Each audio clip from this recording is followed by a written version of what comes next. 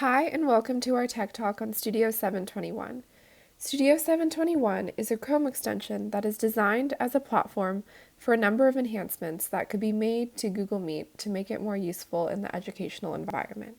My name is Joseph, and I'd like to talk a little bit about our Chrome extension and the background of the project. So, most schools use video conferencing software for online learning, and remote learning software was originally intended for business, such as Zoom and Microsoft Teams. These pieces of software were never intended for education, and they still are not designed that way. Schools are searching for tools that better fit their needs, and schools that use Google Classroom may also use Google Meets for online classes. Meets currently suffers from poor design and a lack of features and is unsuitable for education, as there are no defined roles of teachers and students. That's where our solution, Studio 721, comes in. It is a Chrome extension to provide tools for teachers using Google Meet as a synchronous remote education platform. Our Chrome extension has two main features: YouTube video sharing and a check for understanding. The YouTube video sharing allows for synchronized video playback among everybody in a Meets call and can be initiated by either selecting a video with search or by pasting a URL. And the presenter also has playback controls and can manipulate the video in real time. Our Check for Understanding feature asks students if what they're learning makes sense and is displayed to students in a pop-up. Students can react with a thumbs up or thumbs down, and teachers can see their responses in a simple histogram dialog that is updated in real time. Now we will be moving on to our demo video and show you the features of Studio 721. Doing a quick demonstration of the Studio 21 Chrome extension. This Chrome extension works exclusively in Meets and is designed to make learning online more effective and easy for teachers. So I'm going to join this Meets call, and we have one person on the left, one person on the right, and there's a couple new buttons added to the Meets call. We have a Check for Understanding button, which is our Chrome extension, as well as a button in the Present Now menu with a YouTube button there. So let's check out the YouTube first. So if I decide to share a YouTube video, a nice dialog pops up. I can search for video by URL or by keywords. Let's do by keywords. I'll select. I can view on YouTube, which will open this up in a new tab. New window. Or we can share this in the Meets call. So as you can see, we have synchronized playback. Play pause works as well as skipping to certain places in the video. I can play. There's also personal choices like where the video is, how big the video is, and whether you actually want to be hearing the video or not. Additionally, we have the ability to end it if we no longer want to be sharing the video, and there it goes. Also, the Check for Understanding feature allows teachers to poll their students and see if they understand what it is they're learning. On the left, we have the results, and the students are prompted with the dialog. I selected yes. There it is in real time. The bar updates, and as the results come in, the yes and no will move around. These bars will change in height, and then if I want to end it, I just click OK. And then we are back where we started.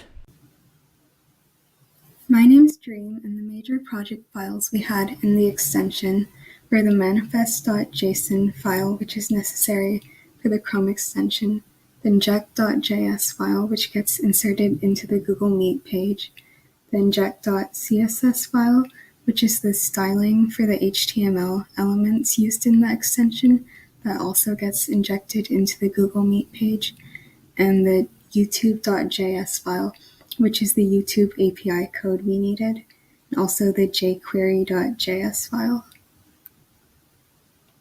Traditional video sharing in a video conferencing platform requires the presenter to open the video in YouTube and then share their screen.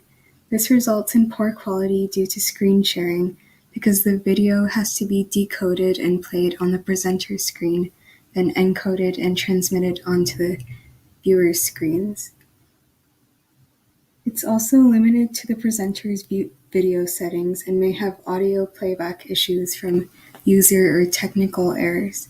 In contrast, our Studio 721 extension allows for simultaneous video playback on all client machines with the highest video quality and no audio loss.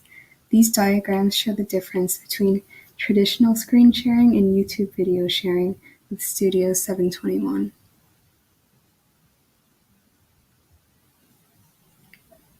My name is Dasgupta, and the parts of the project that I worked on were the dialog display that takes and validates the YouTube URL that's pasted by the presenter, then plays the video, the JavaScript playback controls that allow the presenter to control the video, and the check for understanding viewer and presenter dialogues and results histogram as seen here.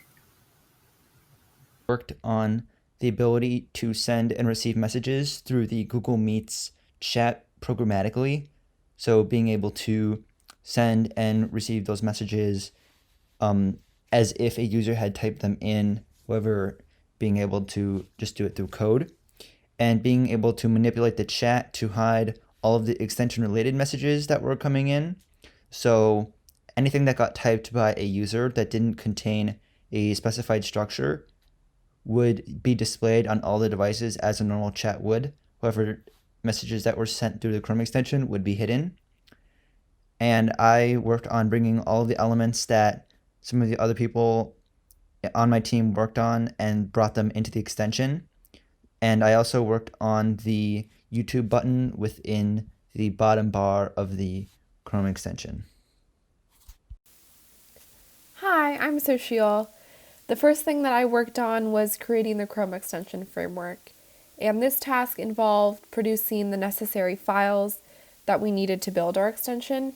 So this included the manifest.json file, the content.js file, and a file that we held our temporary extension icon that we were using at that time. I also wrote a YouTube search engine that you were able to see in action in the demo video on the previous slide, and you can also see a screenshot of it on this slide as well. I wrote this algorithm using JavaScript and the YouTube Data API. I also worked on the viewer's check for understanding dialog and the viewer's dialog that is displayed when the presenter is playing a YouTube video. And lastly, I worked on integrating the HTML code for the check for understanding dialog that my teammate Dream had written back into the extension. All of our group's communication was done through GitHub, Discord, and Trello. Our GitHub organization was linked to the Discord server, and we used it to make branches and pull requests to merge the code we were currently working on into the master branch. Our Discord was where the group communication primarily took place. We had bi-weekly meetings for planning, updates, and code reviews. Our Trello board, as seen in the top right corner of the screen, was where tasks for our project were listed, assigned, and organized to various boards based on the progress we made. What we learned during this internship was how to make Chrome extensions, since most of us had no experience with this before. We also learned about agile programming and sprints, most importantly, how to use GitHub and Git as a team. We learned how to collaborate our code together by making branches, issues, and doing code reviews, and making and merging pull requests. We also assigned and managed our code with Trello boards, and made sure multiple people don't work on the same tasks.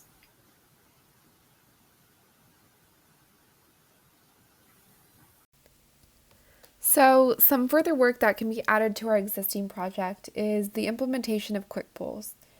This feature would essentially allow teachers to poll students and check for their understanding through a predefined Google form that is created prior to the Google Meet call, or through a simple automatically created one-question form.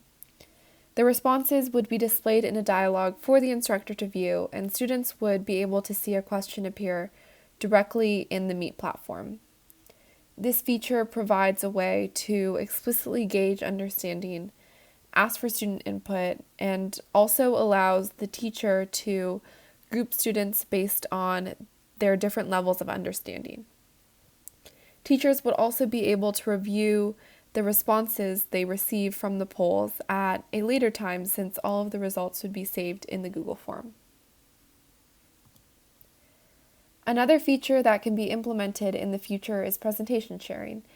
And similar to when sharing a video during video conferences, sharing slides can suffer from problems from being encoded as video and displayed to the viewer. So Studio 721 will solve this problem by displaying the Google Slides presenter view to the presenter, and the presentation view will be shown to each participant and will be opened directly in Meets, not from a video. In addition, both the teacher and students would have easy access from within Meet to the Google Slides Q&A tool, which is a very, very helpful feature to have in an educational environment.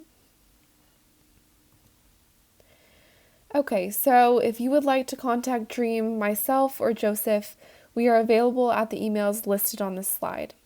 Thank you for listening to our Tech Talk today. We hope you enjoy learning about Studio 721 as much as we enjoyed creating it.